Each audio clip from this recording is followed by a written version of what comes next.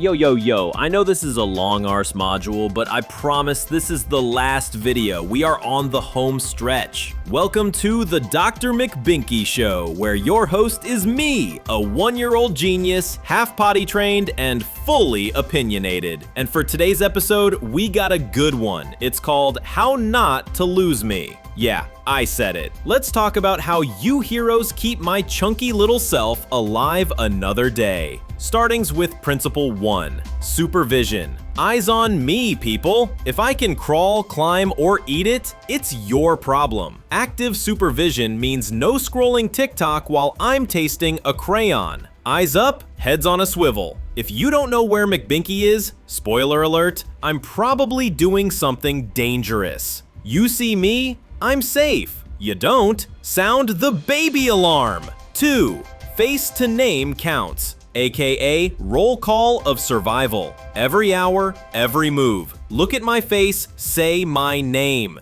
I ain't Beyonce, but pretend I am. Say my name, baby! Clipboards aren't fashion accessories. They're life insurance for tiny humans. You leave the playground without me, and congratulations, you're now starring in a true crime podcast. Number 3. This is a big one for us little peeps. Choking and mealtime awareness. Rule 1. If I'm eating, you're watching. Cut my food like it's a 5-star tasting menu. No grapes, no hot dogs, no Lego appetizers. And when I start running with a mouthful of Goldfish, that's your cue to channel your inner superhero. 4. Playground safety. No chit-chat corner. Spread out, team! If all the teachers are clustered like moms at Target's clearance rack, guess what? Someone's hanging upside down on the monkey bars. Scan the slides, check behind the climbers, and do that face to name count again when we come in, because I'm fast and sneaky and I love to hide from Miss Rosa.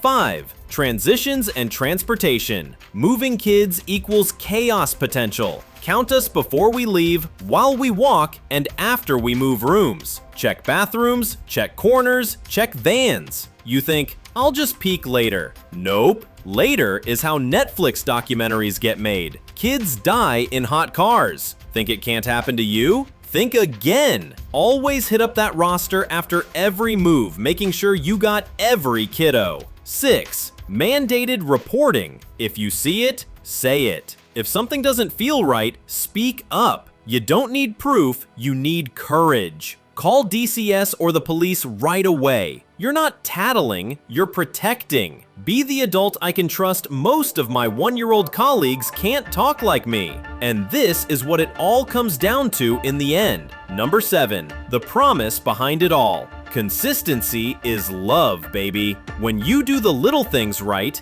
every time, kids like me relax. We know you've got us. And when every teacher follows the same rhythm, count, check, listen, report, we move as one team. That's when the classroom hums. That's when trust grows. That's when raising Arizona feels like home and you feel like you're on your team.